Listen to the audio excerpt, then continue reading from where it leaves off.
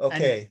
And I want to introduce our guests for today, and thank you everyone for coming and just showing your video. Really appreciate that.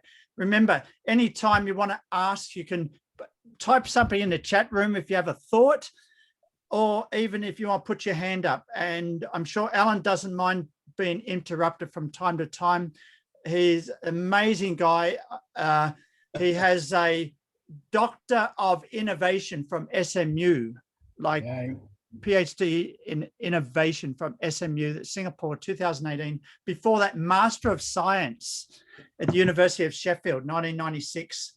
He has over 30, I'd say over 30 years of industry experience, including Chief Technology Officer of Tibco Software Asia, Vice President and Head of SOA of OCBC Bank, which is a major bank in this region, like not just Singapore, but here in Hong Kong and other major cities in the region.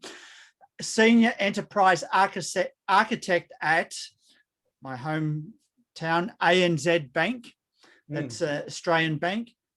And currently he's had 8 years on the faculty at SMU, Singapore Management University.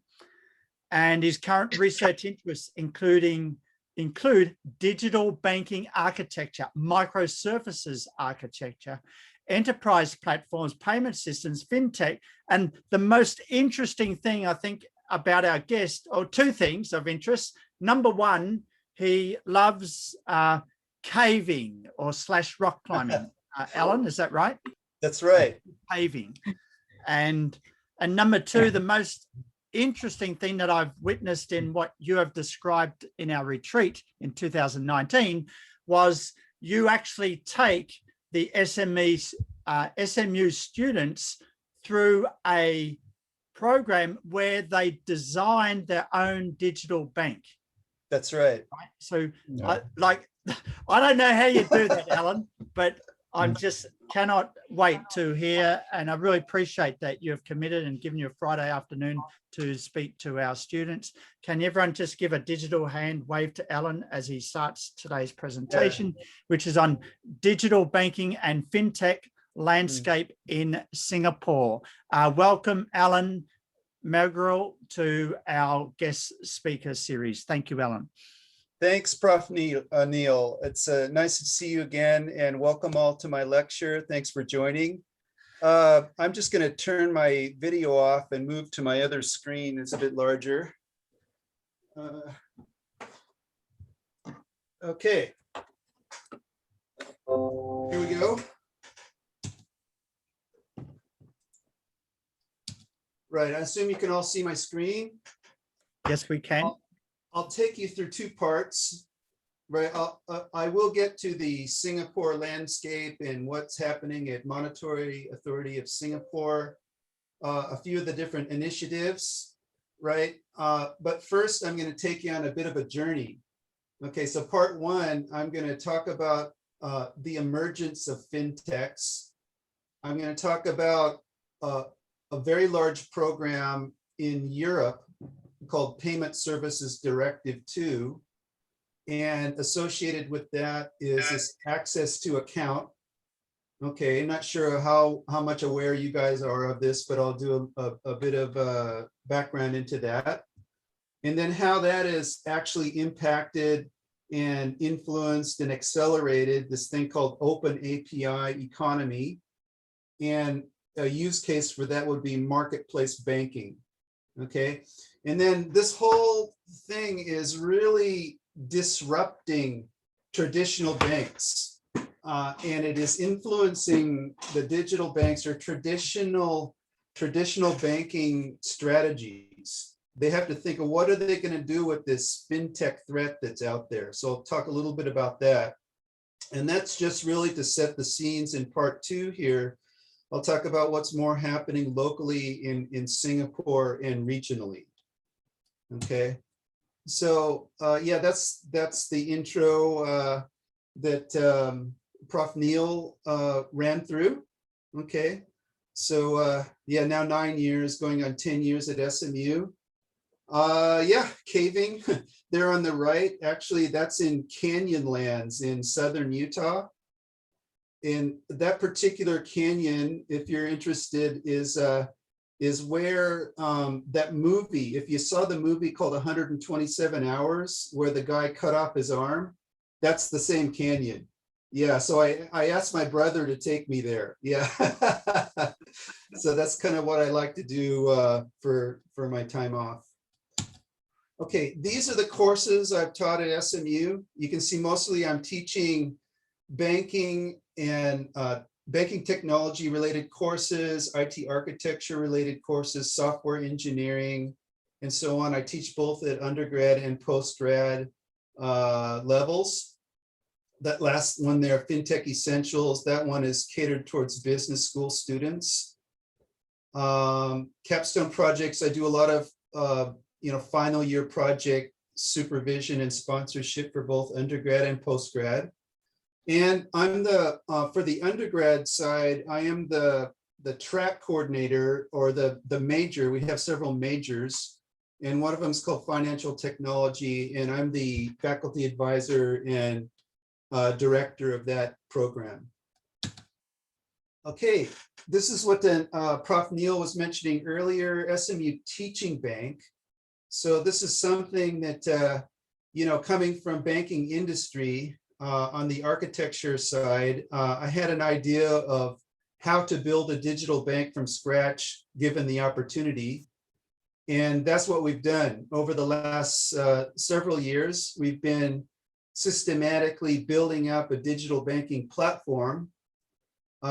So we use it in the classroom, and students, they benefit from this teaching bank in the classroom by having some hands-on usage of banking software that otherwise they would not have access to until they graduate and join the bank, right? So it's, it really helps drive home the learning points if students have some hands-on use of the technology. So that's one side of it. And the other side of it is through student projects. I've had over 100 students now being involved in actually developing components of the bank along the way. So they learn how a bank works from the inside out, looking from the enterprise platforms layer, all the business logic and business rules and processing logic and all the intelligence of how to run an automated digital bank. They learn how all that works. And you can see there we're using it across several different categories of courses: retail banking courses, corporate banking, payments, and as well as architecture courses. And if you can click on the link there, we do open this up to other universities. We've got one polytechnic in Singapore that's been using it for the last 6 years, and we're signing up another polytechnic this year. Ultimately, we want to get other universities around the world on board with this. So that's takes up a lot of my time, and I have a passion, and this is a wonderful experience for myself and for my students to build this digital bank. All right, so Prof. Neil, this is new to you. I hadn't mentioned this to you yet. I think the last time I visited you guys at your retreat 1.5 years ago, I may have briefly mentioned it, but now we've actually committed. I've actually formed a company as a spin-off of SMU. So I'm the founder and CTO of a company called NARFIN, or Narwhal Financial Systems. And we've gotten some grant money to uplift SMU T-Bank into a commercial grade platform. And we're going to open up for commercial business. We're targeting FIs, the lower tier FIs like finance houses and remittance houses and so on. Wow. We're pre-revenue at this stage, but we're about to close our first round of funding. So that's pretty exciting. Yeah. Alan, that's amazing. Like, just where do you get the time to do all this? This is brilliant. Yeah. Well, it takes time and commitment and passion, and just, I couldn't be happier. at the Just moment. Alan, forgive me for jumping in as you're going. So just if you give some overview of how many digital banks in Singapore today? Well, there's 4 licenses. I'll come to that, right? Okay. So there are 4 digital banking licenses that have been awarded.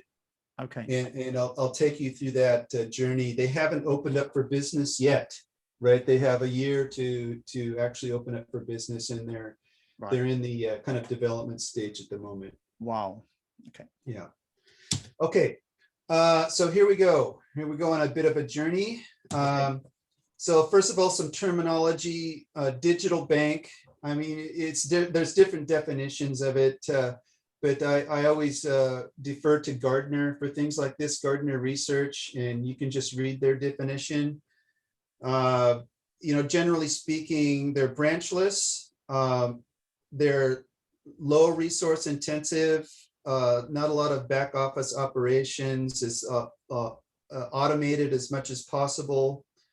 And as such, the cost savings is forwarded to the customer in terms of better rates and just overall better experience. So it's a move away from traditional banking that it's this branch based. And then there's a fintech firm. These are non-bank alternatives. So these are small technology companies that do niche kind of solutions. They just do one thing very well. But there's a lot of them.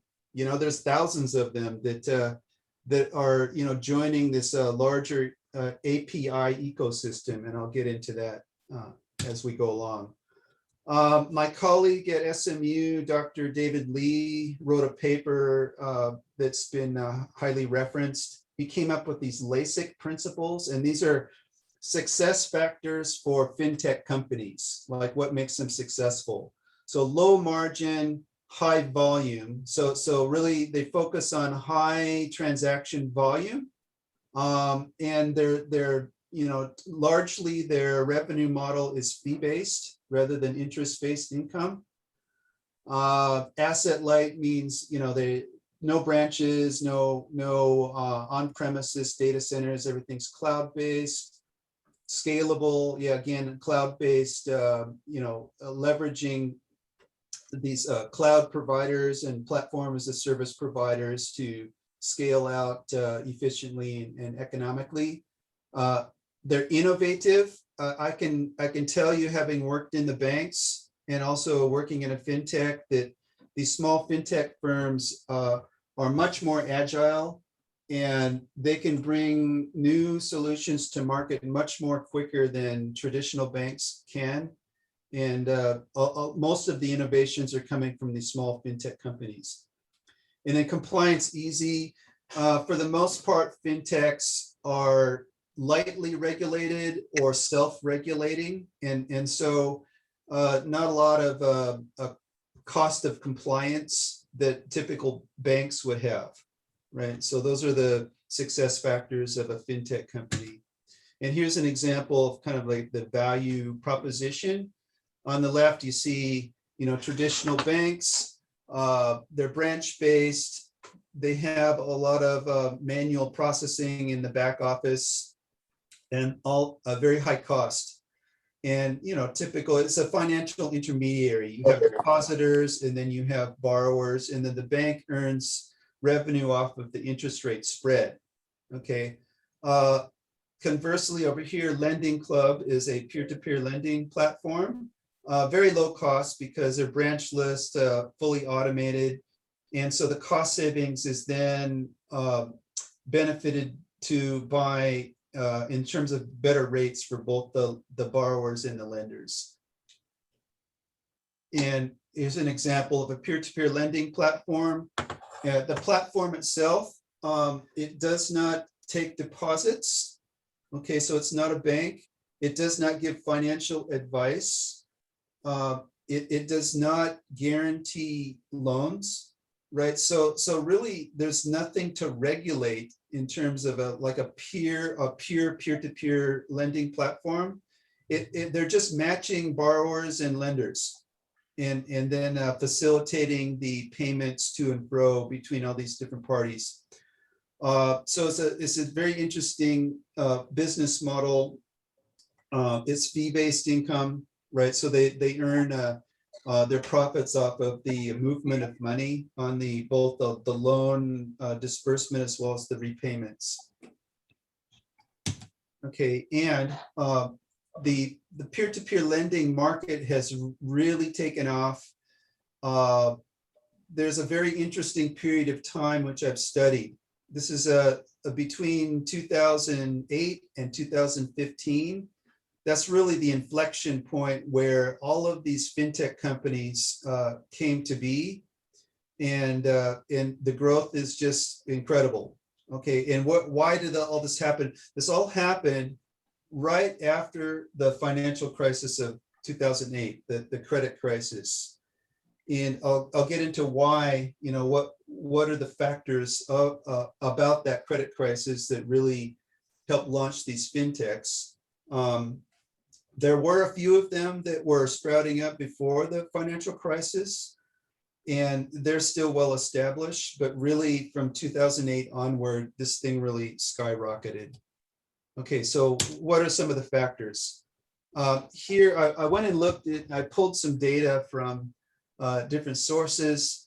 The blue line there on top is the US banks interest income from loans and leases. Okay, this is coming from the FDIC database, and that database goes clear back to 1989.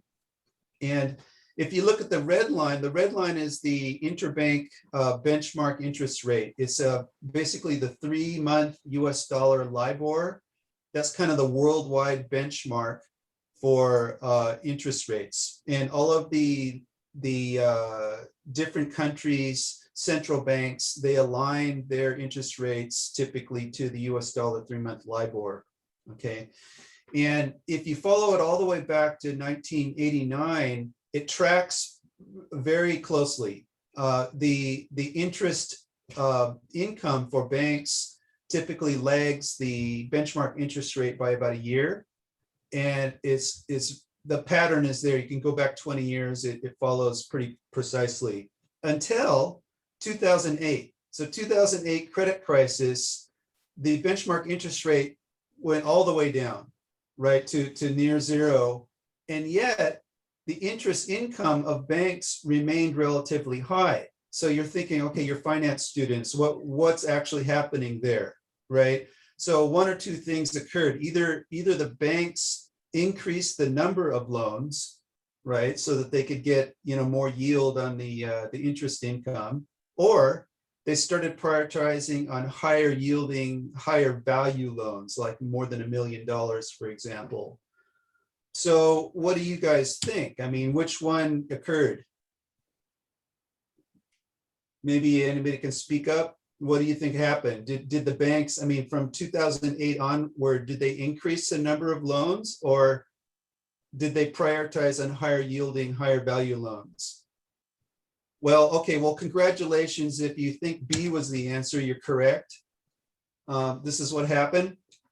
So around 2008, you can see another inflection point. All historically, back 20 years, the blue line shows the loan balances, or the size of the loan greater than $1 million, and the red shows the loan balances less than $1 million, in other words, smaller loans. And all along, the smaller loans were more frequent until the financial crisis. And from that point on, it seems that banks were more interested or put more priority on the higher value loans, right? So they could get the yield off of the interest income. Okay. So yeah, after the interest rate dropped in 2008, that trend switched, and it's been that way ever since. So they have prioritized on higher yielding loans. And at the same time, 2010, something happened, was this Dodd-Frank Act happened in the US, where, as a result of the credit crisis, the banking regulations became more stringent. There was more compliance requirements for banks on their lending practices. And that that incurred some cost, right? So the cost of compliance increased. And that cost of compliance increase actually had a greater impact on smaller banks because fewer staff allocated on compliance.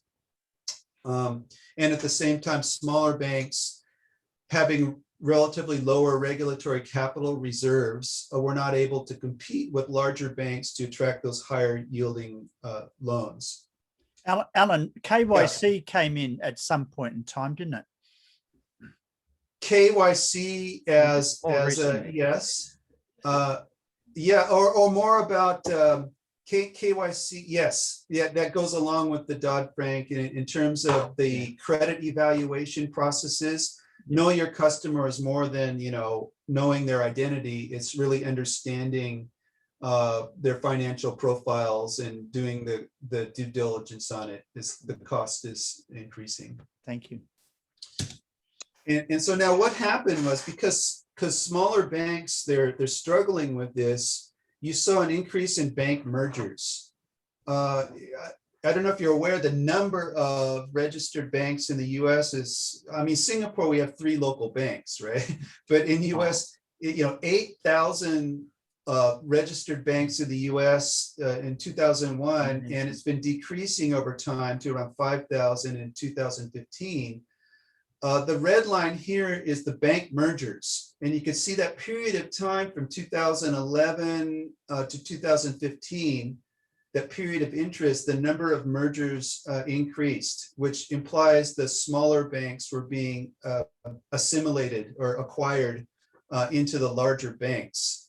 Okay, so at the same time, the supply of low value loans decreased. And that created an opportunity for the fintechs because there's a gap now. The low value loans supply was not there, and still consumers and SMEs, they needed financing. And so that created an opportunity for the fintechs to come in and grab some of that market share.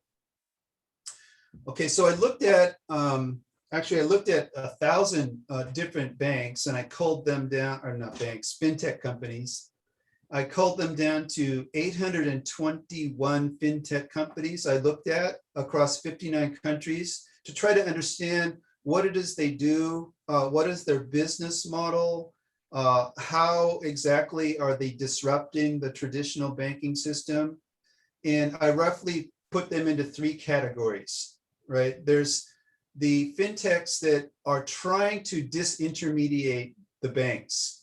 That means that they're trying to actually take the bank completely out of the process entirely, and provide a substitute for what a bank would otherwise offer. Okay.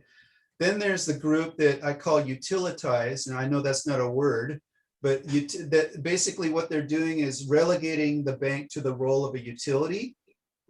The bank is still involved through their API to actually initiate payment instructions and things like that. But the fintech app is the customer-facing role, right? So instead of the customer dealing directly with the bank, they're dealing with the fintech company. And so the bank is losing the relationship with the customer, right? So that's important for banks because banks are based on trust, right? And trust is based on relationship. They lose the relationship with the customer. That's a problem for the banks. And then the third category is the fintechs that are trying to help the banks become digital. And you'd be surprised that that number is quite low, with all these hackathons and innovation labs and things like that the banks are running. You would think there would be a lot more fintechs in that category, but actually it's not. It's only 4%. Only 4% of the fintechs are trying to help the banks become digital.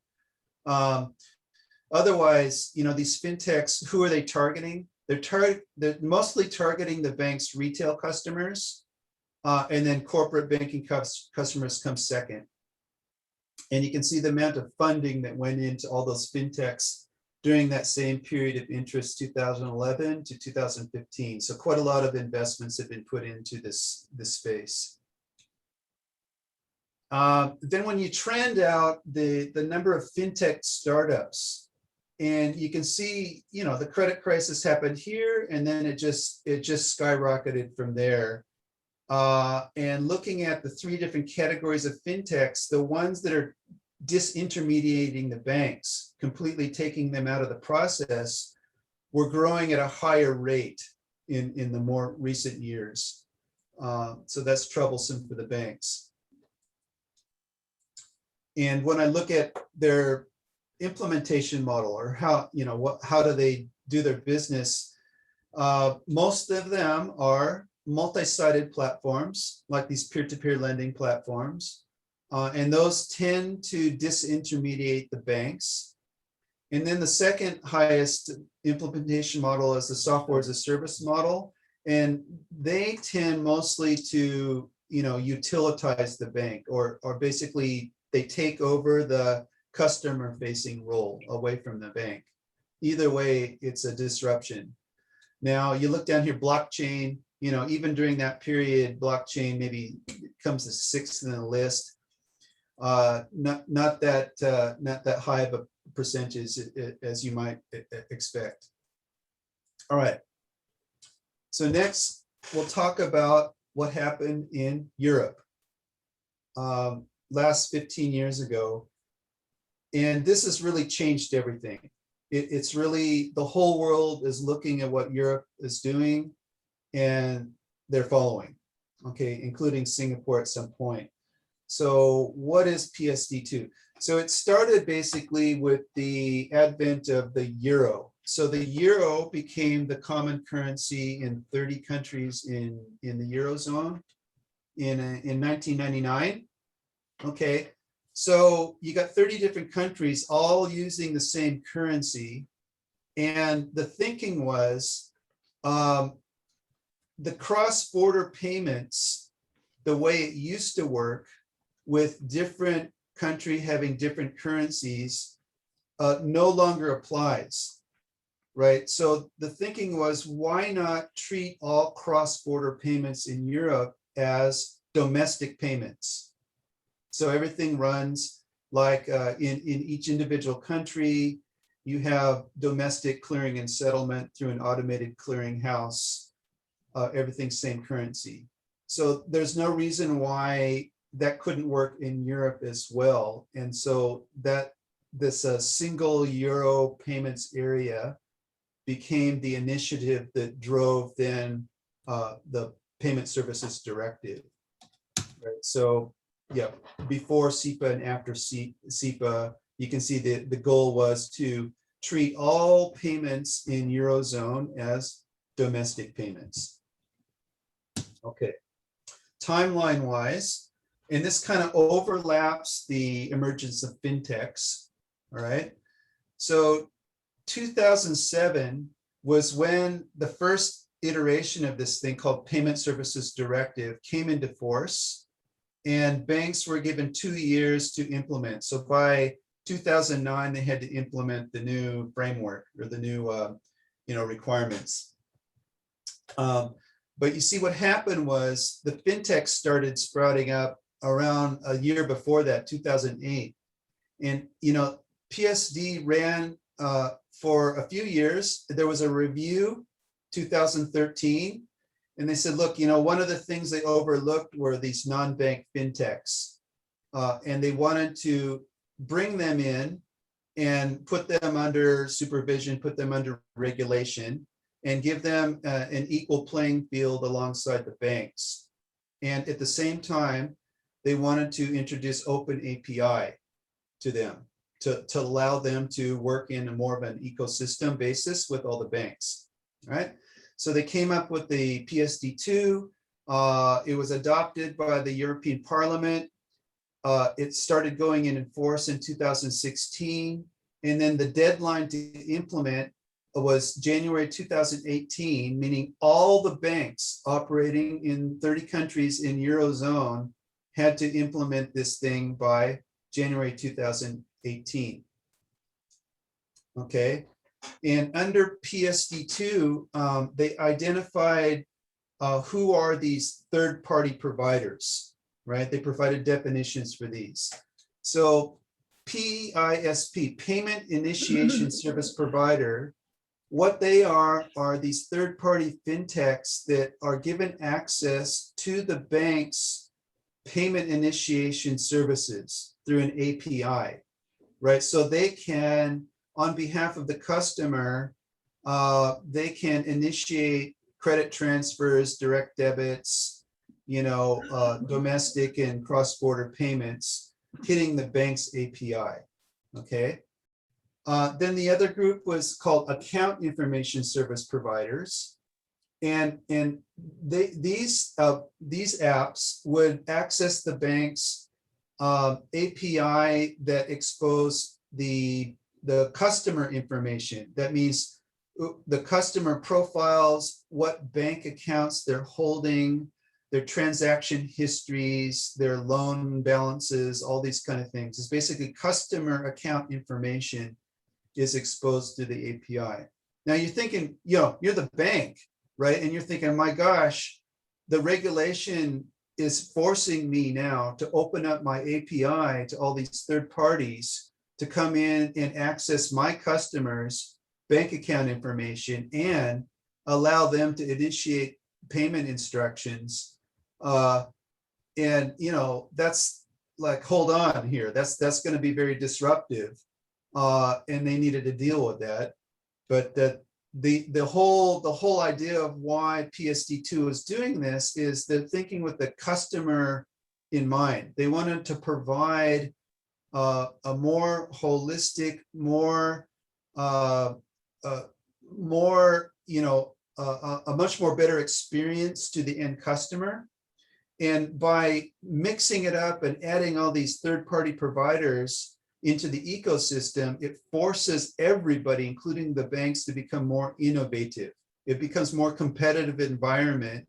And in the end, it's better off for the customer. So that was the overarching, kind of motivation behind this whole thing. Alan, just you've already said this, but I just want to repeat for the students, like, this is a huge shock for banks. Like, this is the banks, this is like the bank's IP. They got their own customers and it's private and it's protected, but suddenly these regulations say, no. This fintech who has a little app now can actually access your customer's data if your customer gives this fintech company permission to do so. Is that correct, Alan? Yeah, that's absolutely correct. Right. Yeah, okay. and you could see how that could change everything. I mean, that's really, all right.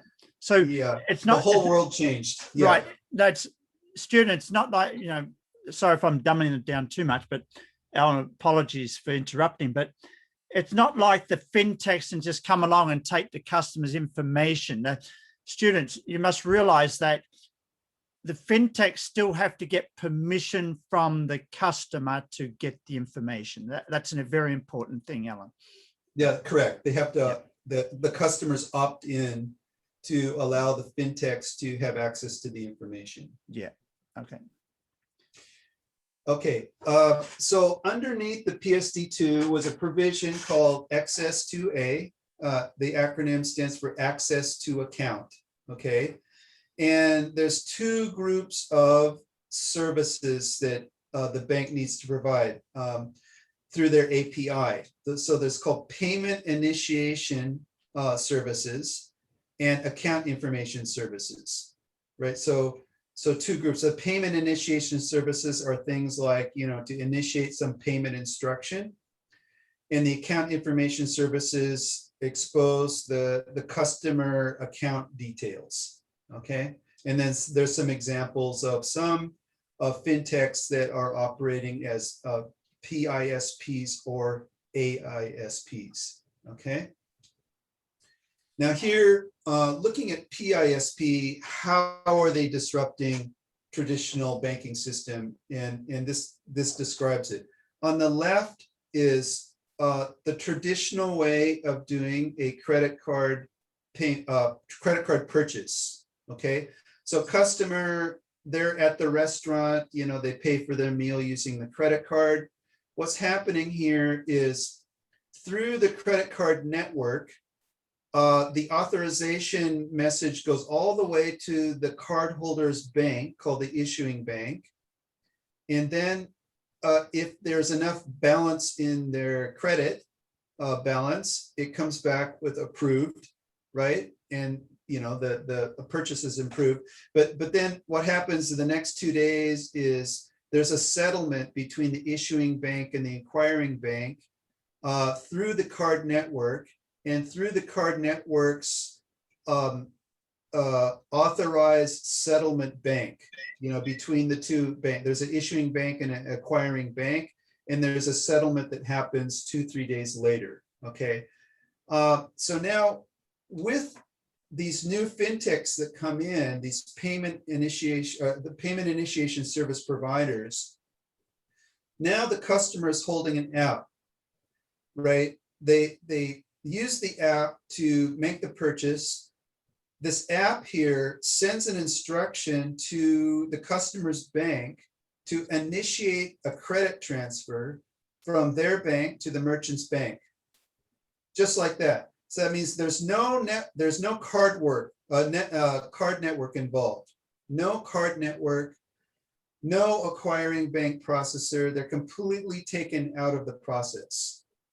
Okay, so that's a big deal. So this is one example of how a PISP will disrupt the traditional bank.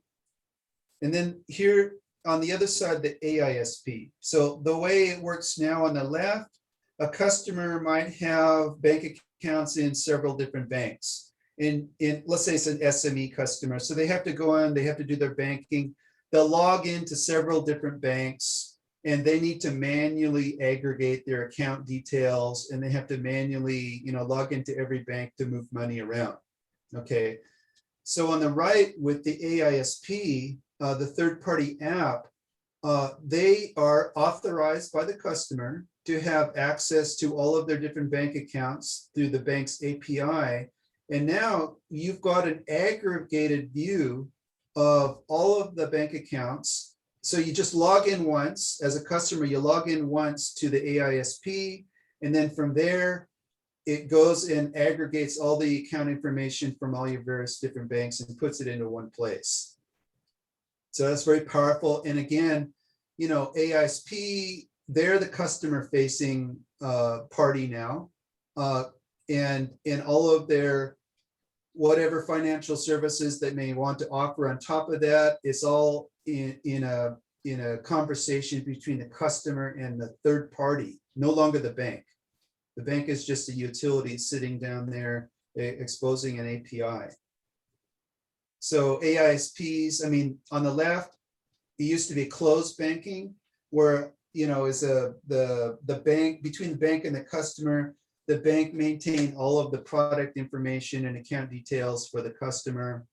And now with the open banking on the right, there's all these other third parties involved that can do things like price comparisons. They can go out, let's say you want a mortgage loan, all in one shot, you can see all the different rates from the different banks, right? Or if you're an SME and you want to know the best rates for doing cross-border payments, what are the best fees and charges for transaction banking? It's all there.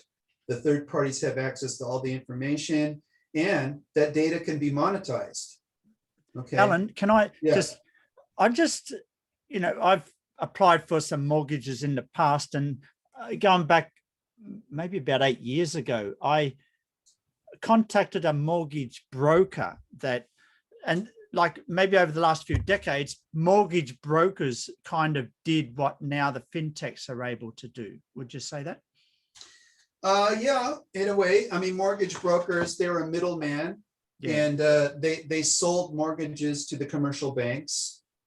Okay. Or like you instead of you shopping around the banks, you go to the mortgage broker, and then the mortgage broker has already done the shopping for you. And yes, okay, that's a very good analogy. Yeah, that's right. Yeah. And so that kind of service students had already existed for the last 2 or 3 decades, right, Alan? Yeah. Yeah. Yeah, mortgage brokers, still, there's humans involved, there's paperwork, it's a manual process. Okay. And again, we got to think the fintech, while it's the same type of idea, it's a middleman idea, but it's highly automated, and the app will have built-in rules and processes that make it very seamless for the customer. Excellent. Okay, this is probably one of my favorite slides here. Wow. So on the left-hand side, access 2A. So the relationship was just between the customer and the bank, and that's it, very closed relationship here. So now on the right-hand side, the customer, they can still go through the bank's internet banking, but now you insert in here, this third-party fintechs are sitting in between the customer and the bank's API sitting here.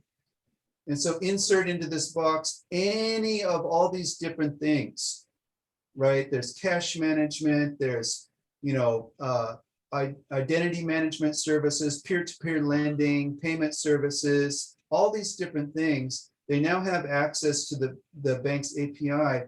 Customer doesn't even need to talk to the bank. They just talk to these apps down here. Okay, so really, these APIs are really redefining the market, and it's safe to say that this Access 2A has really accelerated this API-driven digital business strategies for banks. What are they going to do about this one? Okay. Leading into open API economy, right? So now the banks are forced to open up their APIs, and it's not only banks, it's other parties. I mean, these are all the different participants besides traditional banks. They're what we call challenger banks, or digital banks, or virtual banks, or branchless banks. They're all kind of the same thing, challenger banks. And there's a few in there's about 8 or so in Hong Kong, 4 or so in Singapore.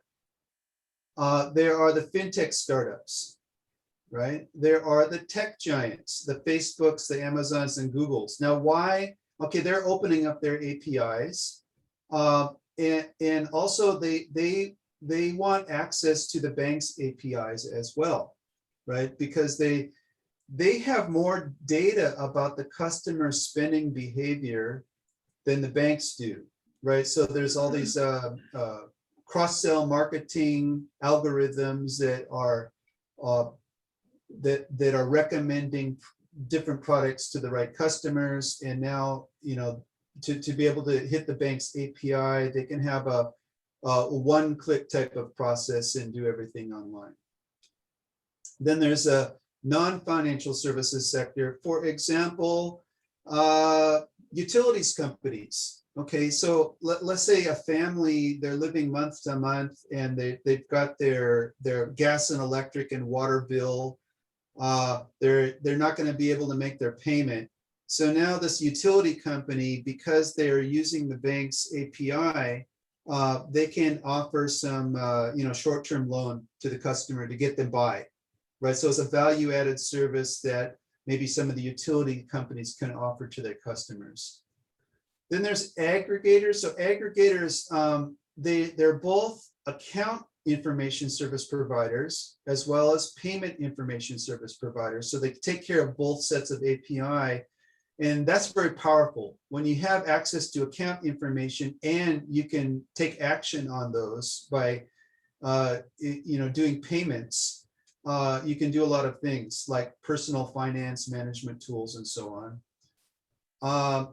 The payment service providers, the existing Visa and MasterCard and some of these, they're going to be impacted. They need to do something about it because, as in the example I showed before, the card network may be taken completely out of the picture.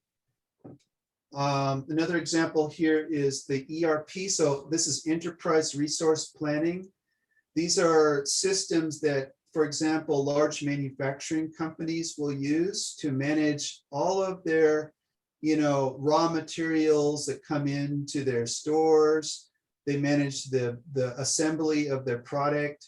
They manage their finished goods stores and distribution through their distributors. And so when it comes time to pay their suppliers, usually the ERP system sitting in the manufacturing company has a direct connection to the bank through a host-to-host connection.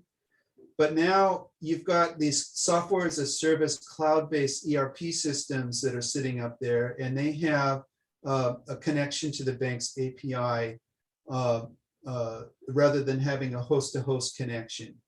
So, I mean, there's all these different, parties involved. Aggregator, for example, I'll show you one example. So here is like a personal finance app. So customer logs in and it gives them a complete dashboard and predict cash flow based on their account data across different banks, right? Then maybe, the app will provide some advice and based on their situation, give potential actions the customer might want to take. Then the app will enable the customer to initiate payments or even set up some standing instructions to automate future payments. And then maybe offer some cross-sell offers to some other products that they might be interested in. Alan, So is this, sorry to interrupt, is Singapore there yet in terms of apps like this? Singapore has an app that does the data aggregation, right? Account information aggregation, but not the payments. I'll come to that. I have a slide that talks about that. All right. Okay. So now traditional banks, when they're looking at open API implementation, they have some concerns, obviously, right? So there's implementation costs. There's information security, because the more you expose to the internet, the more you're exposed to hackers and viruses and things like that. The increased payments complexity, what to do with cross-border, and ultimately revenue reduction. They're worried that, with all these third parties coming in, it might impact their bottom line. But in terms of implementation costs, you got to know that traditional banks, and now I'm going to get a little bit technical here for business students, but traditional banks that have been established 30 or 40 years, they have a lot of legacy systems. And these legacy systems that are 30, 40, 50 years old, they're designed in such a way they move information between them in bulk. They make one big file at the end of the day, and then they do a file transfer between the systems overnight. So they do an overnight scheduled batch and they move information around using files. So they're not set up to do real-time transactions. Okay, and if you're going to expose your functionality to an API, that means everything underneath the API, they need to re-architect their system to be more service-oriented, to be more real-time, capable service implementation. So the way you read this chart is up on the top. These are all the user interfaces. These are, the bank's customers here, and also the bank's, staff use these. And then external partners. This is where the fintechs come in. They all come in through an API gateway, and then underneath is the enterprise service bus framework that enables it to happen, and then ultimately down below are the bank's internal core banking systems, general ledgers, and things like that. So there's a lot of high cost in re-architecting the bank's internal systems the way they communicate with each other before they can implement an API gateway. And then the API gateway, they can buy off the shelf, but the capabilities are, it needs to translate between different communication protocols. It has to be able to do data transformation. It has to do security and governance and monitoring and all these different type of features. So here's all the bank's customers and different external partners, including the third-party fintechs, these TPPs. Okay, and then ultimately the bank has to make everything service-oriented. If you go to this link here, open banking architecture, many of the banks are being guided by this open banking architecture that came out of the UK, or came out of Eurozone. So other thing banks need to consider when they open up their API is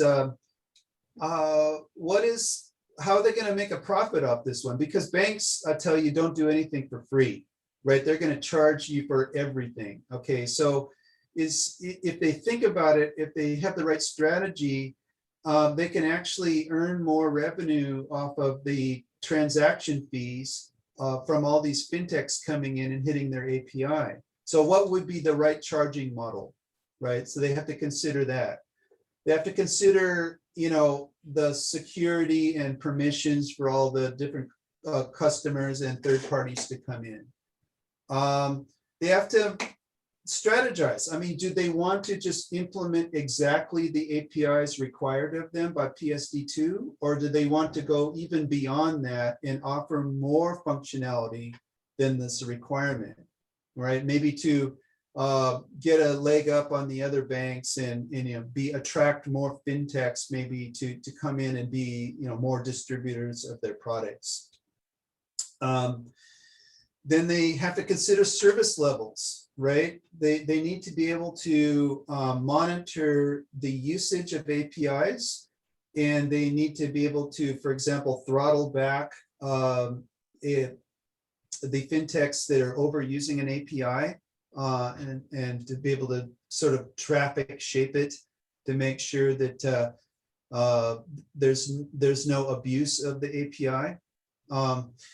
And then they have to deal with, okay, all these different parties, they need a safe environment, a sandbox where the fintechs can come in and test their apps, and they can be certified and you know, registered as you know, open API users.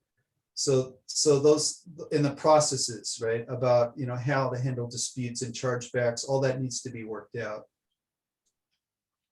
And then this picture here, okay, now what you've got is, okay, the incumbent banks, they're opening up their API, the challenger banks, these digital banks, the fintechs, these fund managers, insurers, retailers, even and other non-FI institutions, they're all opening up their APIs here to the internet. Here's all of the customers down here. And you, business school students, you want to form a fintech company, hire somebody to build an app for you, and you're sitting in here in the middle and you're looking at all of these different API from all these different participants, and you're creating a super app that the customer has this wealth of information and access and capability by just hitting one app, and you guys can make millions. I'm seriously, this platform-based fintech technology is just growing immensely, and is, you know, I would try to inspire you to do something like this after you graduate, because it's a huge opportunity. Okay, so I mean, it's really putting the customer needs at the heart of banking, as it says here. All right, so what are banks going to do about this? They need to have some strategies. There is obviously a threat from these fintechs, okay? And this is what we're looking at. I mean, this is the landscape here. There is customers, right? They're more sophisticated. A lot of them have grown up with all these digital services. They're born with a mobile phone in their hand. They're always networked. They're all multitasking. All these e-commerce and internet-based businesses, they're on demand. They seem to know when they want and deliver things. It's instant gratification. People are used to that. The younger generation, they're used to that, and they expect their banks to have similar capability. So there's the expectation from the customers driving things, right? Also, all these fintechs that are much more capable. They can bring new innovations to market much more faster than traditional banks can. Okay, and they're really driving what digital banking looks like in the future. And then there's the regulations, right? So it all started in Eurozone with PSD2, but that seems to be shaping the rest of the world. They're looking at that, right? So these are all the kind of competitive pressures on incumbents. They're seeing it from multiple different areas. It's hitting the banks. And then here, you can look at it this way. Okay, on the left, you see consumer customers and business customers.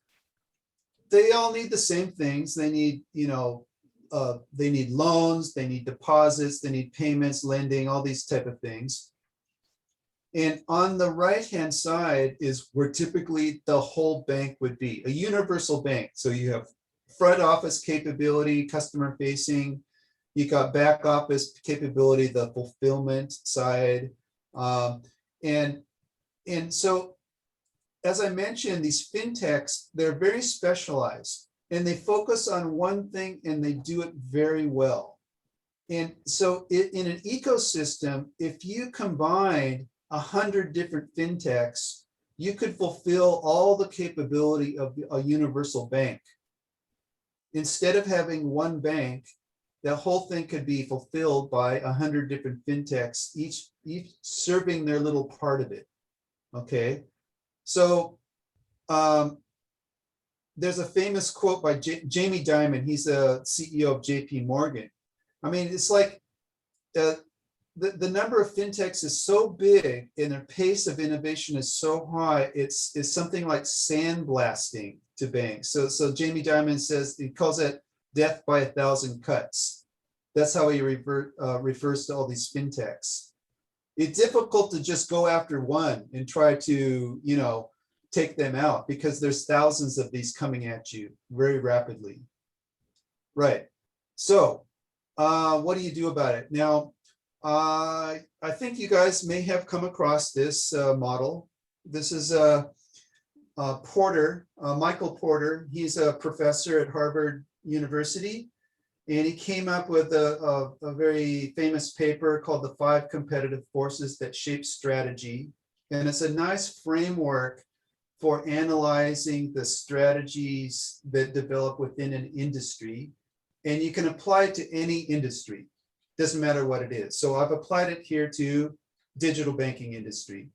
So in the middle here, what he calls is the rival among incumbents. So traditional banks sit in the middle and they are encumbered by legacy systems, severely inhibited. It's difficult for them to be flexible and agile and then have a fast time to market on new innovations.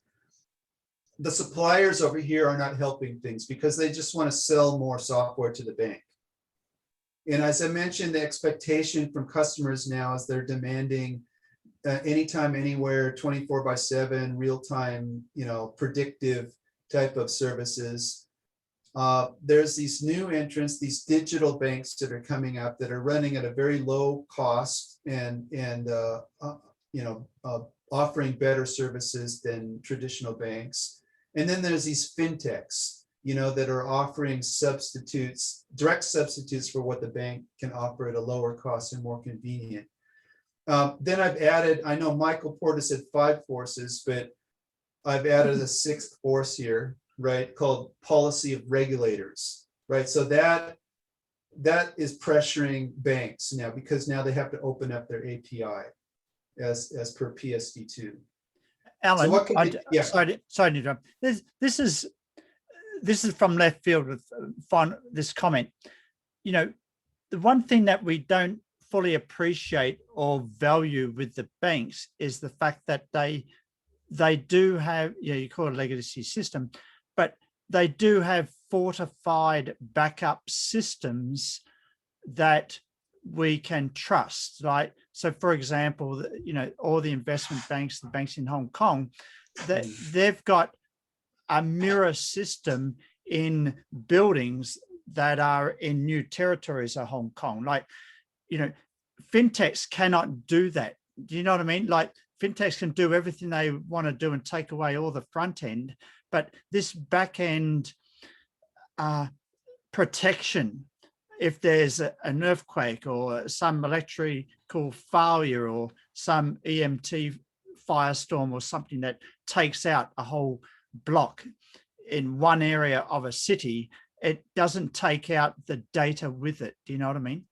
Yeah, good point. I mean, banks, one of the regulation is they have a primary data center on premise, and then they have a disaster recovery data center that needs to be more than 10 kilometers away. Right. So why 10 kilometers is because that's the expected blast zone. Like if there was a bomb that hit, Correct.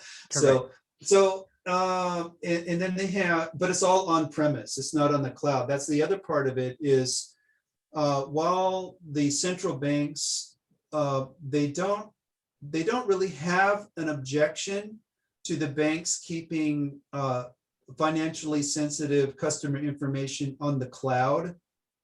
It is, still banks are very conservative. I mean, at some point in time, somebody's going to make the move.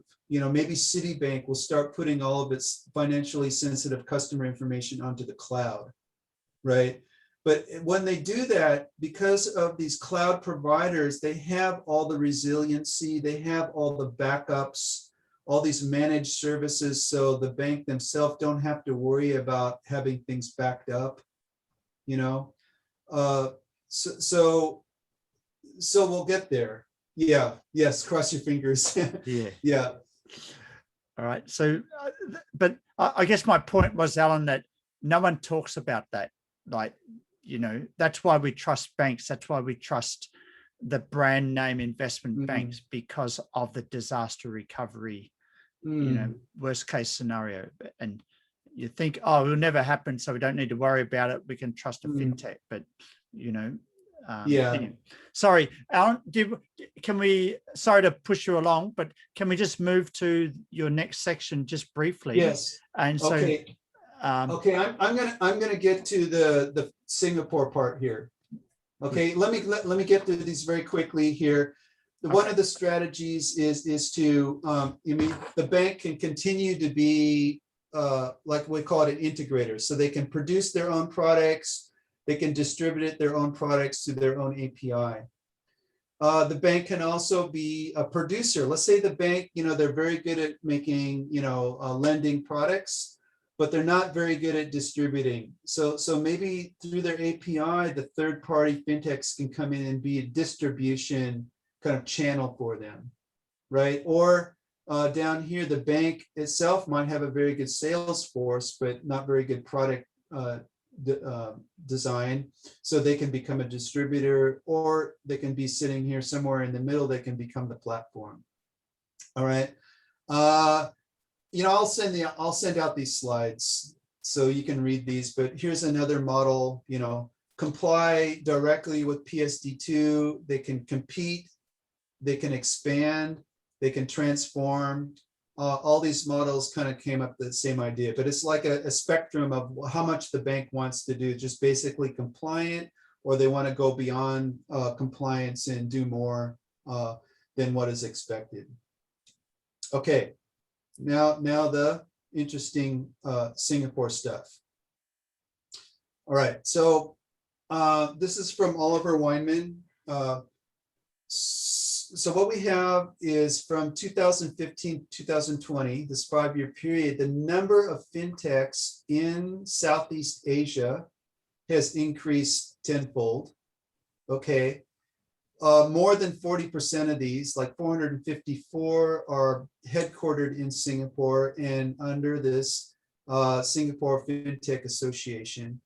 And then you can see the number of employees is tenfold, and the amount of funding that's come up, right? So this is kind of like the overall big picture and where Singapore sits in relation.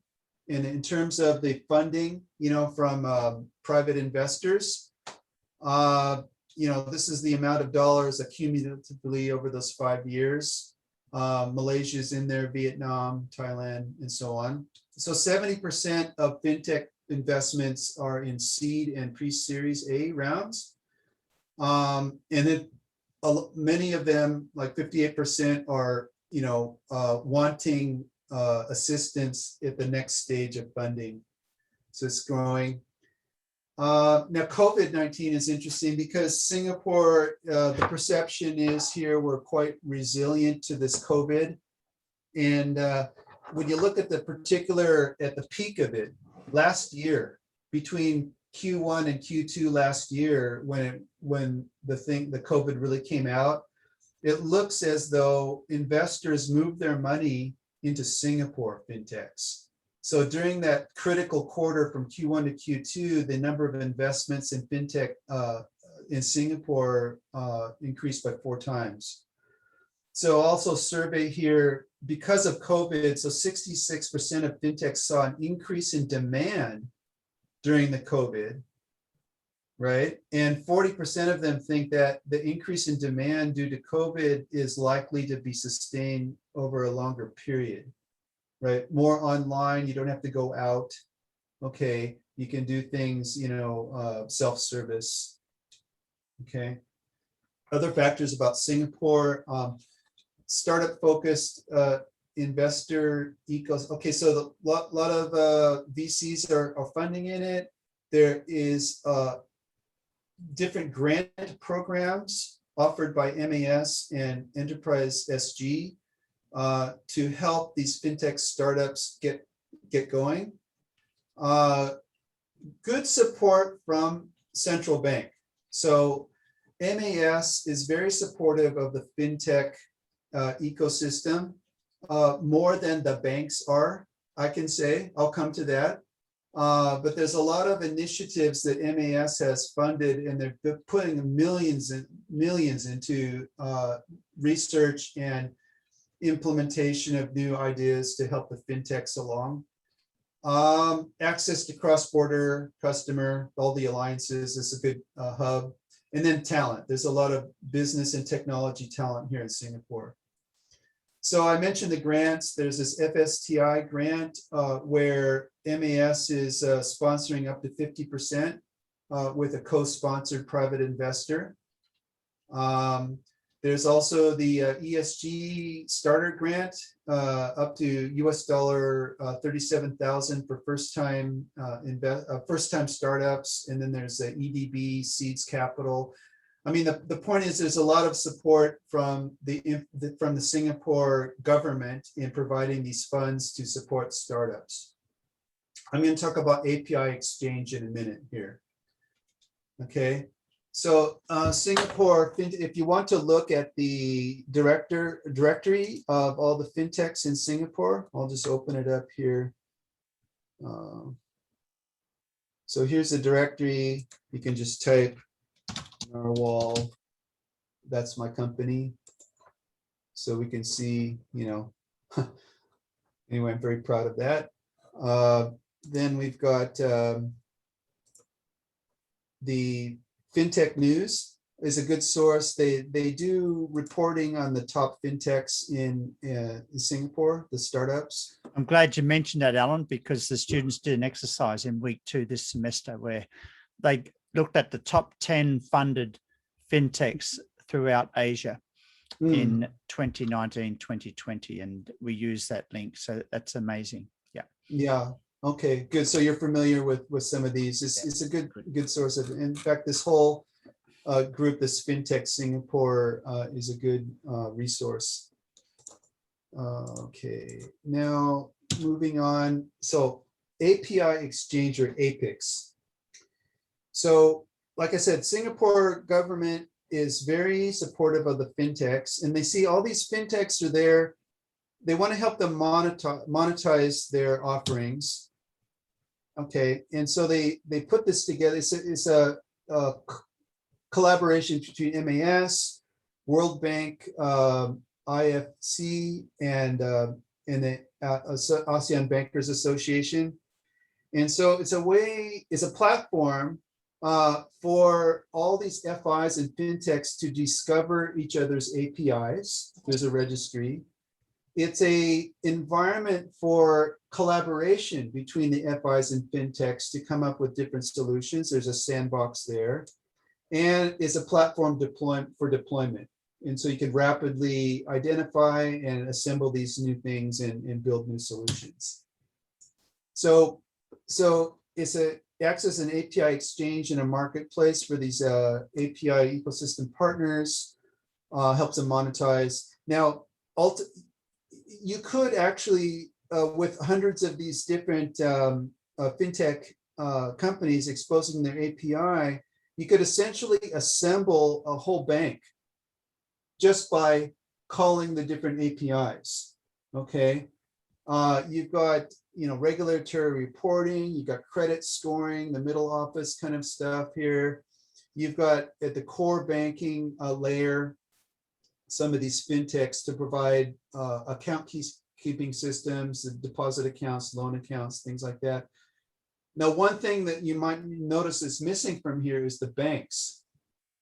So the banks are not opening up their API to this exchange like they are in Europe.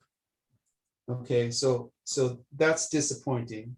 Okay, but there is a framework and a platform for fintechs to put their APIs out there. And then core bank, I put Is my that, market sorry, down here. Alan, you're just saying that Yeah. there are banks not opening up their, They are not opening up their API. They're not putting their API up to this API exchange. you mean So- it's in Asia, regional banks, you mean? No, in Singapore specifically, because I know in Taiwan, they're opening up their APIs. I know in Indonesia, they're opening up their APIs. Malaysia? Malaysia as well. Singapore, not yet. Okay, which is a little bit disappointing to me. Now, certain fintechs, they have to have a specific arrangement with the bank, and it's a separate contract, and it's a very closed loop kind of relationship between certain fintechs and the bank. But the bank will not just wholesale open up their API. Like if I call DBS Bank and say, hey, I'm a fintech company, I want to make use of your API, they'll shut me down. Really? Yeah, that's very disappointing. Okay, so on this chart here, you do see core bank. These are fintechs. There's Mambu, another one here, Virch USA, right? Smart Bank and so on. So I would put my company in here, Narfin. Hopefully we want to be listed there, but we're kind of a core banking play. But the actual banks are not here. This is interesting. Okay, so I did mention that the banks are opening up their API for just the account services, not the payments. But guess what? It's not a fintech company that's making use of it. It is a Singapore government sponsored program called SG Findex. It's launching soon, but it's an app that Singaporeans can download on their phone. It's run by the government, and it gives people access to all of their accounts in all these participating banks: Citibank, DBS, HSBC, Maybank, OCBC, Standard Chartered, UOB, and then some of the government agencies, the CPF board, HDB, and the tax authority, right? Well, that's halfway there, Alan. Like it's halfway there, but they're not allowing you to make payment instruction from there. It's just basically an aggregation of information. That's it. what do you expect to happen in the next 5 years then, Alan? Well, I'm thinking that the established banks will be forced to at some point open up their API to fintechs. And some of that is due to MAS's support of these fintechs through Apex. And the other one is because of these digital banking licenses that are coming in. So let me get to that. Let me get to the digital bank. Okay. So the second initiative here is now selected non-bank FIs are given access to the clearing and settlement system, the domestic ACH, to initiate payments between their wallets. So GrabPay, Razor, and Singtel Dash, they now have access to the ACH so they can initiate payments, but they don't have access to customer accounts, right? So this one has access above, has access to customer accounts, but no payments. Down below, they have access to payments, but no customer accounts. So I'm a bit disappointed. I'm disappointed. Okay, so now MAS is looking at this and they're thinking, now my humble opinion is they're trying to stir things up. They're trying to get the traditional banks to be more competitive and open up to these fintechs. And so that's one of the motivations for these banking licenses. But here's the background. Hong Kong was first, right? So they after Hong Kong announced their digital banking licenses, Singapore shortly after that announced, okay, well, now we have to follow. So June 2019, they announced motivation to reach more customers, and they, objective is to better serve these underserved SME segment. In fact, in the application for the license, there's a whole section on what are they going to do about these SMEs, right? So that's one of the target. 7 main points. They announced there would be 5 licenses. Existing banks do not need to apply. They can always become digital anytime they want. In fact, they're expected to compete directly with the new digital banks.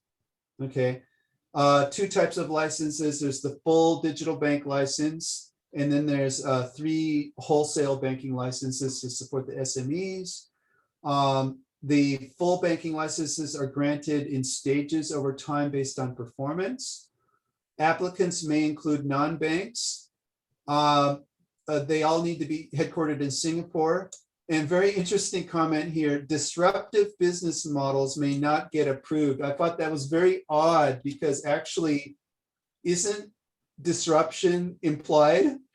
It's implied. I mean, otherwise, what's the point, So they're very cautious, they're at the same time they want to help, but at the same time they want to, protect the local banks, make sure they're not disrupted. So interesting point, but here's the actual, from the application form, some of the state. So for the full digital bank, stage 1 is restricted. So this column here, it's a relatively small requirement for paid up capital, 15 million. They're initially a 50 million cap on the aggregate amount of deposits that they can take. So 50 million cap. And then per individual depositor, a cap of 75K. Okay. And then in the beginning, only simple credit and investment products to start with. Okay. And then they're expected over 3 to 5 years. I mean, during this period here, they're going to be monitored to see that they're showing the risk compliance and profitability. Okay. And once they're able to show profitability and then have a minimum paid up capital of 1.5 billion at that time, then they'll get the full banking license, and then no restriction, no deposit caps, and they'll have full functioning bank. Okay, no ATMs, right? It's all completely online, branchless. Okay. For the wholesale bank, a different structure, it's 100 million paid up capital to begin with. And then the depositor, a minimum of 250,000 for depositor. And then the rest is basically guided by MAS wholesale banking guidelines. So bonds and negotiable certificates are instruments that companies use to raise capital, right? And so the requirement is a minimum maturity of 12 months, no less than 200,000, or sophisticated investors means, individuals with a net worth of more than 2 million, or corporation with a net worth of 10 million. So there was 14 applicants shortlisted in June 2020, and then instead of 5 awarded, there was only 4 awarded in December. Okay, so these are the award winners. There's Grab and Singtel Consortium. They got one. C is a technology company, but they must have had a good proposal, so they won the other one. Y'all know Ant. So Ant took one of the wholesale banking licenses, and then a consortium run by Greenland Financial won the other one. One important note here is now they're given 1 year to open for business. That means essentially by January 2022, they have to open up for business. So this has implication on their technology selection. It forces them to select legacy core banking systems, which are already proven, but are inflexible to change. So because they only have 1 year, they don't want to take a risk on taking one of these, cloud-based software as a service platforms as a core banking system, like what my company's offering. They're going to go to the more traditional ones. But as soon as they do that, as soon as they implement a Finacle or a FlexCube or a Temenos or one of those traditional core banking systems, from day one, they become legacy and they spend the next 10 years trying to get rid of it. So that's one downside I can see. But good reaction from the fintechs. Like most of them think they welcome me. They're welcome this. And the reason is, while the traditional banks are not opening up their API, it's expected that these new digital banks will open up their APIs to the fintechs. And so that's going to, allow the fintechs to thrive. Okay, so that's expected. And the landscape across Asia, all these digital banking licenses, you can see across Hong Kong, South Korea, Taiwan, and so on, and Singapore. Most of the investors are tech companies and fintech companies. You can see in this middle column. Singapore, none of the banks decided to have a separate license. There are a few incumbent banks in other regions that have invested, but none of the local Singaporeans have. Okay. All right, so last bit. I know I'm looking at my time here, but I'll just quickly go through one more bit, is Project Ubin. So now, when you ask a lot of people on the street, what is fintech, the first thing that'll come to their mind is blockchain. But I'm here to say that blockchain does not equal fintech. Fintech is a business model. It's not really a technology. But having said that, Project Ubin, run by MAS, is an exploration of how blockchain can be used in interbank payments infrastructure. So it was quite a huge program. So here's the background. They want to explore blockchain and DLT with settlement of payments and securities. And it's a huge 5 phases of practical experimentation. And the objective is to see how possibly the interbank payment system can be based on a central bank issued digital tokens.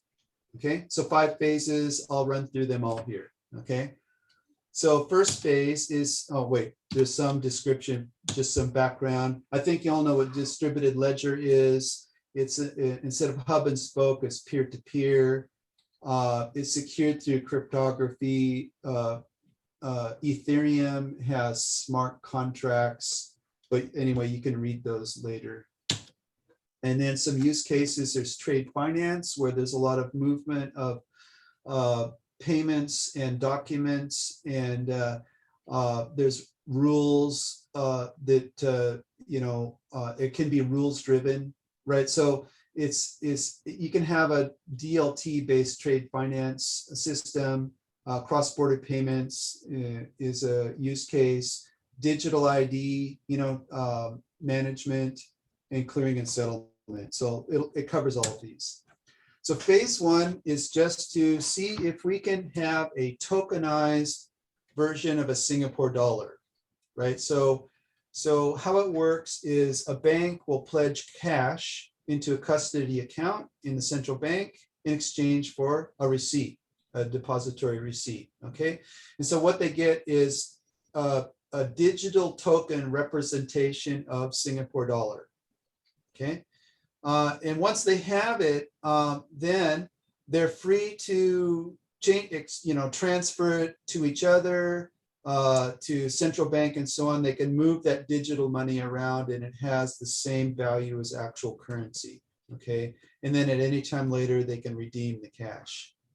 Okay, so that's kind of the first phase. It was completed by in March 2017, successful.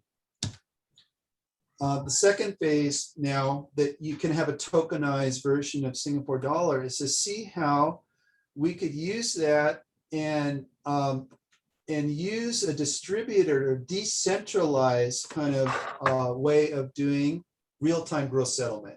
So today, real-time gross settlement is done through central bank in a MEPS Plus system, where each participating bank has a settlement account with central bank.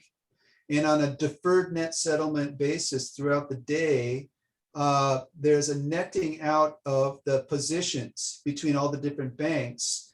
And then instruction is sent to central bank to move money between the different settlement accounts on a real-time basis. Okay, so that hub and spoke architecture, the idea is to replace that with a peer-to-peer architecture with no central counterparty.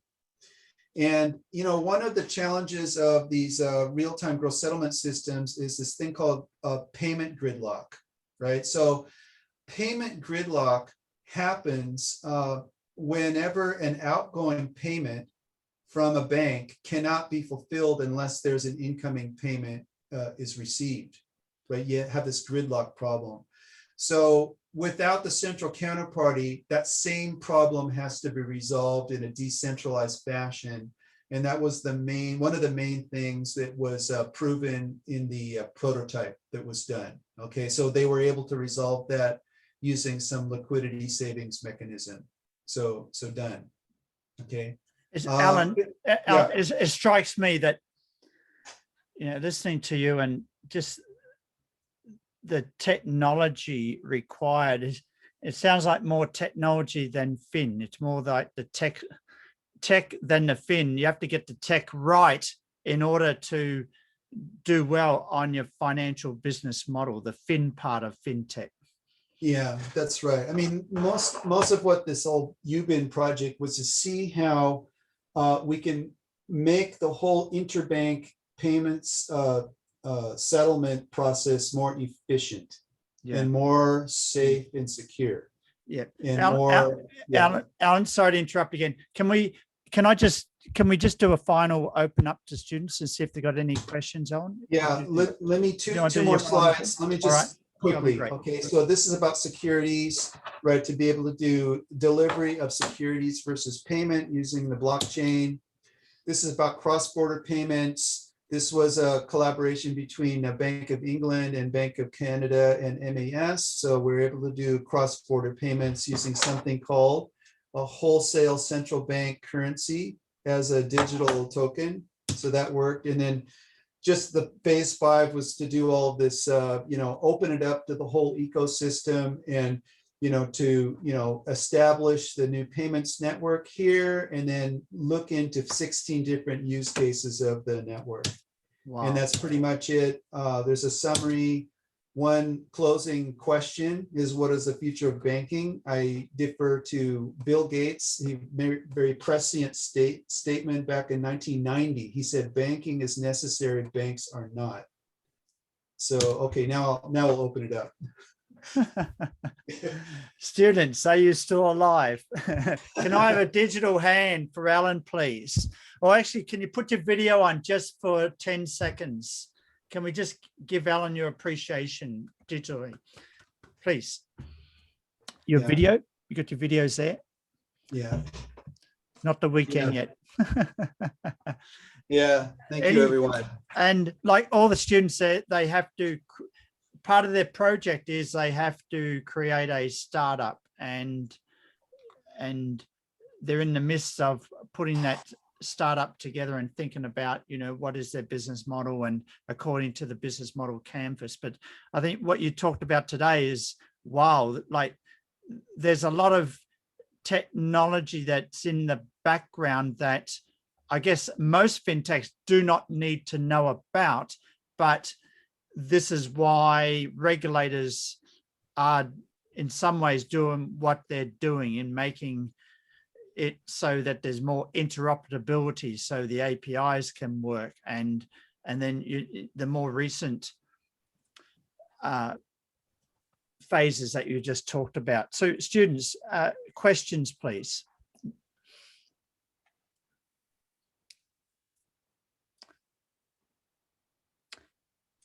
I will send you my slide deck, okay, for you to distribute. Is that okay? Alan, yeah. that is amazing. That is great. And I think the biggest side that struck me was that the hiring in the fintech space is just continuing to grow, especially in the last 5 years. Yeah, and there's subsidies from the government on that too. Like for the first 12 months of hire, the government is subsidizing 80% of the salaries. Wow. In this space. Yeah. That is so cool. That's in Singapore. Yeah. Okay, Prof, there's some questions in the chat box from okay. Will digital banks provide cross-border APIs? Yes. Could a P2P platform leverage Singapore's DWB AISSPS? Would they? Yeah, the answer is yes. That's been the proof of concept has been tested under Project Ubin, and so the cross-border payments using the distributed ledger technology actually replaces two legacy pieces of infrastructure. One is the SWIFT payment network, right, and the other one is CLS Bank, or Continuous Link Settlement Bank, that does that payment versus payment mechanism for foreign exchange cross-border. So one of the motivations there was the current infrastructure has some gaps in terms of compliance for KYC and AML detection and those counterterrorism financing, those kind of things. So with the blockchain technology, they hope to have a better handle on stopping those things from happening. Okay. Then the next question is, tokenized Singapore dollar is in use now? No, in fact, all of these five different phases of experimentation, none of it is in use. So the government spent millions and millions on prototyping these things to prove the concepts, but it hasn't actually been used yet. Having said that, the RTGS though, that one, there is a pilot plan for this next year to sort of run it in parallel. So instead of using the traditional hub and spoke, they are going to try to use the distributed ledger just in Singapore. Right. Yeah. Okay, there's another question, Prof. Alan. If I wanted to make a digital bank, how do I compete with all these huge companies who have already got huge market value proposition, customer trust, and confidence? Well, personally, what I would do is go to a region in an emerging market where there are already banks holding a banking license, and I would buy them out just to get the banking license, and then replace their legacy infrastructure with modern, a digital banking infrastructure. I would try to acquire a small existing bank rather than Right. try to compete and get a new banking license. Right. Yeah. I see. I think actually this model, Prof. Alan, it works, I think, in Indonesia, because in Indonesia there are a lot of small banks. It's not expensive. You just buy over and convert that. Because in Yes. Indonesia, regional banks, they have their local banks. There's so many type of banks in Indonesia, actually. Yeah. Yep. But in Malaysia, it's a bit difficult because I think we only have 8, not many banks in Malaysia. But I think Sunway Group, actually, they apply for digital banking license after they acquire the SMU credit bureau. So they are putting in the table that we have also a credit bureau. We have everything in our house so that we are going for digital banking.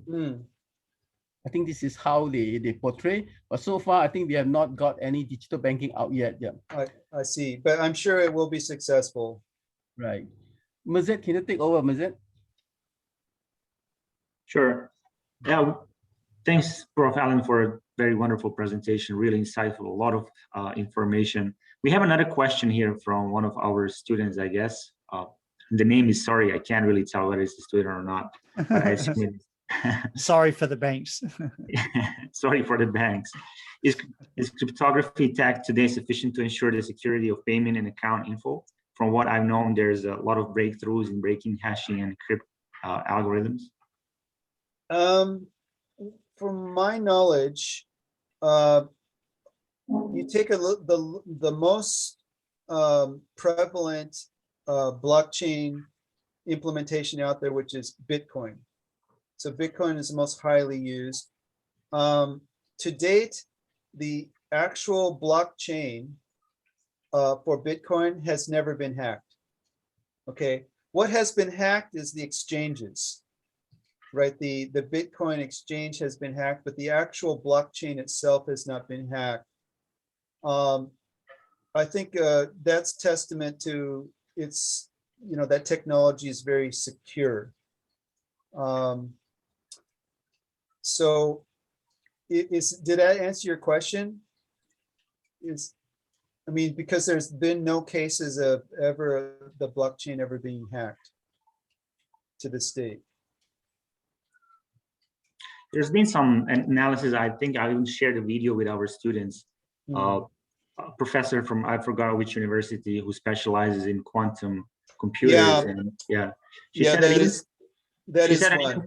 She said that even quantum computers wouldn't be able to break the hash, but where they could have an impact and do some damages, as you said, with the exchanges and digital wallets and etc. Yeah, that is not, true. yeah.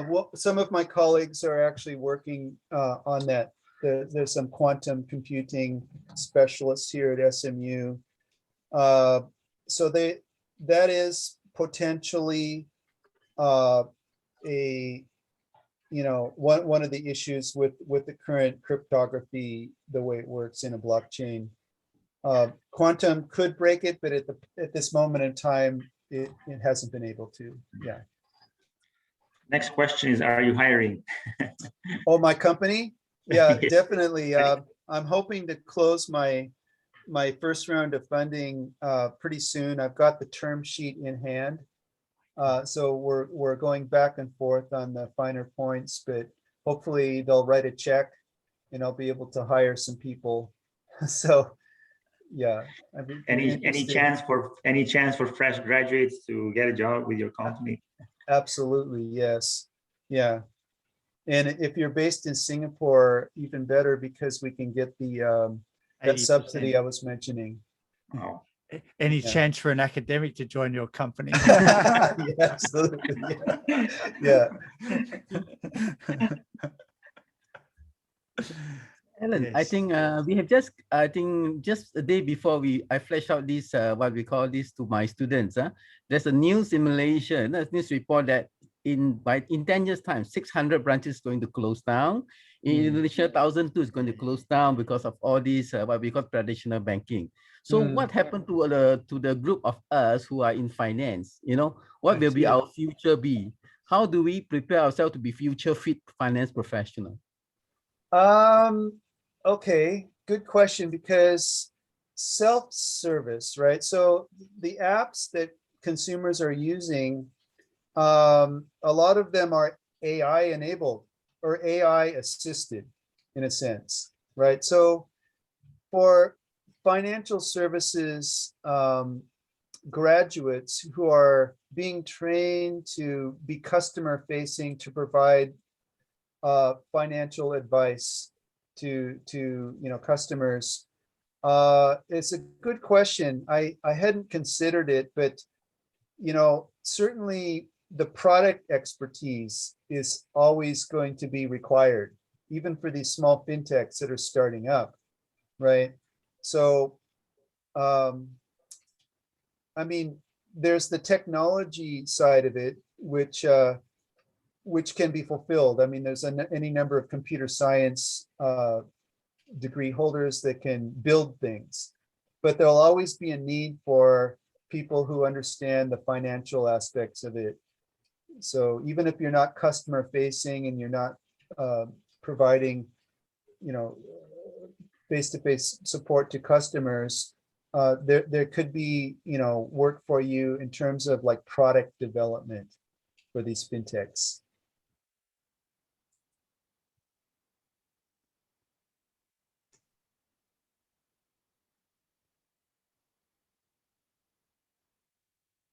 Any more questions?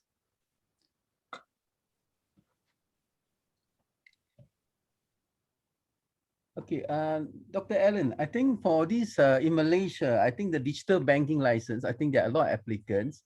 There are quite many applicants, but I think the easiest for them to come is like Grab. Grab can easily apply a banking license here. So it's what I heard from Hong Kong and from Singapore. What they do is they just duplicate the application in their home country. They come to Malaysia, fill out a Malaysian form and try to get it in. So it means that the digital banking, those who have got it, they're actually trying to build trying to land in other countries. I think then they can actually, on the basis of that, they actually can do international banking, with that other country. But in Malaysia, what can you see? Because I think the Malaysian local bank, we are actually quite, we are quite worried of digital banking, to be fair. We are talking about livelihood of a lot of staff members. But how are we going to switch this staff, the banking staff, to become more digital savvy? That's another huge challenge. Yeah. Well, one of the challenge too is traditionally banking products have been product centric in a way, where you have a product manager accountable for the P&L for their product line. Okay. So nowadays customers, they need a holistic view. So banks need to think more customer centric. How do I offer the right product to the customer across different lines? So one of the issues might be, how do you incentivize the bank staff who are traditionally focused on delivering their product? Now they need to shift focus to delivering a holistic offering to customers across different products. I don't know the answer to that. Yeah. So.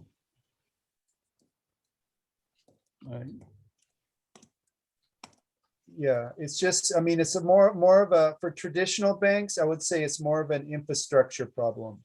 It's more of a legacy system problem. How to re-architect the bank's infrastructure to become more agile and less dependent on some of these older systems that are inflexible to change and are actually inhibiting innovations. Yeah, I mean, banks, I mean, when I talk to my partner, my industry partners here in Singapore, you ask them what is a bank, and they say a bank is just more of a technology company now than it used to be. Right? Banks are now technology companies. Maybe I'm biased because I come from a technology background, but yeah, but there's always going to be need for the product expertise. what are the true reasons behind Singapore being, lagging behind in terms of implementing API, lagging behind the, countries that are surrounding Singapore, and yet Singapore is a front runner in, in every other fintech area. And we kind of see a similar thing in Europe with Switzerland. I mean, both of these countries are traditionally, very strong in banking, and yet the banks are, I mean, not to say kind of protected from APIs, but they are lagging behind, their neighboring countries, so to say. Switzerland is behind EU and even the UK, and you said that Singapore is also behind, the neighboring countries. I don't believe it's the technology. I guess maybe it's just a lack of will, or is there anything else that's kind of fishy?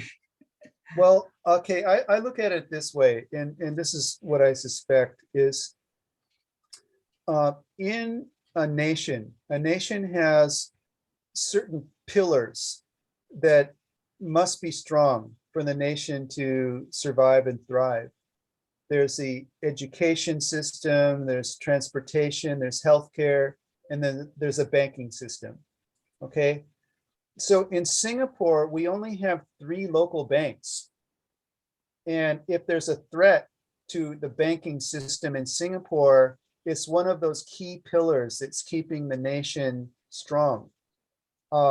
And so there's a bit of resistance, and the banks themselves are worried to lose market share to these fintechs if they start opening up their APIs. Okay. A larger company with more banks, a bank or two is disrupted. Maybe it's not going to have that much of an impact. But with Singapore, with only 3 local banks, it could be a problem. So I think they'll come around because of the pressures that MAS is putting on, making a very good environment for the fintechs to operate with the APIX, right? The API exchange, them opening up the digital banking licenses to directly compete with the established banks. The established banks are going to have to wake up and do something about it. They're going to have to become more agile, become more digital capable. Otherwise, they're going to, to lose their market share to these digital banks and fintechs. Right. So MAS is stirring things up, and eventually the local banks will come around and open up their API. If they take a distributor approach, I mean, some of these slides I didn't go into detail, but I mean, it's a chance for them to extend their reach to more customers, right? Because these fintechs can act as distributors of their products, and they can take a revenue off of the API call, right? If they're smart about it, they will go all in, and do actually more than what's required. Right. Dr. Allen, if those Singaporean companies are not opening up for API, does those international banks like Hong Kong Bank, Standard Chartered, are they opening up the API for their clients in Singapore? Are they? I'm not. You mean cross-border? No, like in Singapore, Standard Chartered. Oh, you mean Singapore brand? Oh, actually, I'm not sure. I'm not sure. You mean like foreign banks operating in Singapore? Are they opening up? Right. Because I think normally they can offer simple API for them to connect them to their account, to connect to the Forex market, get the code, auto reconciliation, bank recon, that's it. So I think that's the basic, what they call the basic that they can do to interface with the bank.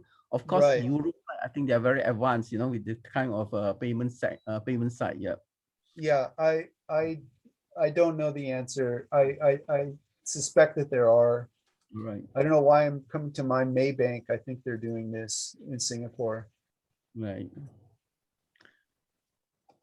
We have a few questions in the chat box. Dr. Allen, if you have more time to address them, if not, then. Let's see. We got 3 more minutes, perhaps.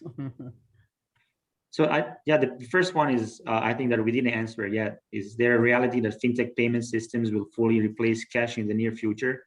And what are some of the various trends you see that keep this from happening or having this idea implemented? Well, in the far distant future, yes. I think one of the possibility is Libra coin. Okay, Libra coin, I mean, it's been rebranded to Diem, right? But anyway, most people refer to it as Libra. It's a stable coin. It is Right. backed by some strong currencies and some strong government securities, treasuries, and so on. So it's backed 100% by what they call a Libra reserve. And Right. it's a stable coin in a sense that it does not, there's not a lot of volatility. And therefore, you know, because there's not a lot of volatility, the point of it is not to invest in it. It's not like an asset class like a Bitcoin or something like that, or cryptocurrency that is not normally used for payments. It's normally basically just an investment class. Okay. Libra would not be so. It wouldn't make sense to invest in Libra because it's stable. However, because of its stability and it's the way it's a consensus-based protocol instead of a what do you call the mining is based on is a proof of stake rather than a proof of work. The transactions can be near real time, whereas in a Bitcoin transaction it takes 10 minutes to verify the new block. So Libra is consensus based. It is a stable coin. Potentially, it could emerge as a global digital currency. It could, or something like it. Okay, so right now, the different digital currencies, there's like over, 5,000 different digital currencies. It's crazy, the number of digital currencies that are coming out there. It's going the opposite direction. If the intent is to just have one global digital currency, we're going in the wrong direction. But one of these stable coins like Libra has potential. Maybe last question, and we can conclude this because it's already almost 5:30. I don't want to keep Dr. Allen any longer. He's really presented a lot to us today. Why did you choose to headquarter your fintech company in Singapore? Is it because of the policy, or is it because of the abundance of foreign and local investments? Yeah, it's the second. Yeah, I mean and plus the access to expertise and professional, right? So the talent is here in Singapore, and plus access to grants and funding. That's why I decided to start here. Now, yeah, it's a plus and minus on this one because Singapore is not a large market. Okay, so if you want to open up a fintech, Singapore is a good testing grounds, but ultimately we would want to expand to larger regions, larger markets like Indonesia and Vietnam and so on. And I guess that's what a lot of Singaporean companies are doing anyway, right? Yeah, that's right. All right, so there are a few more questions, but we don't want to keep Dr. Allen any longer. He's really done a great job. Having him for 2 hours, it's yeah. I'm happy to do it. We cannot appreciate anymore. So thank you so much, Dr. Allen, for sparing your time to be with us today and share all the useful, very insightful information.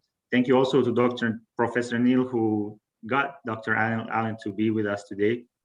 Thank you also, Dr. Tay. Thank you, everyone, for joining us today. And if I can have everyone thanking Dr. Allen, that would be great. Can we guys give him one round of great applause? Yeah. Thank you, and good luck to you guys on starting up your fintech company. Yeah, it's all the best to you. Yeah, thank you, Dr. So, Prof. Neil, I'm just going to send my slides over to you then, and then you can help distribute. It's Yeah, fine. that would be great. I think Prof. Neil said that he had to leave somewhere, so Oh, I okay. already thanked you. Yeah, and Okay, yeah, I'll just reply to his email then. I think you're on okay, there. yeah, that would be great. Okay, good luck, guys. Nice Thank you so much, nice to have Dr. this time Alan. with you. Thank you. Bye. Okay. Thank you Thank so you. much. Thank you, everyone. Thanks. Bye.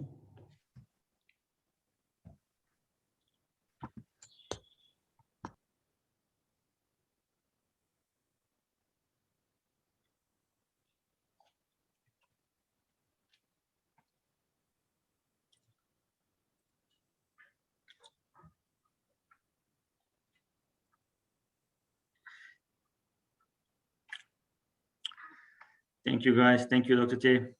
Thank you. Bye. Yeah. Bye. See you. Bye.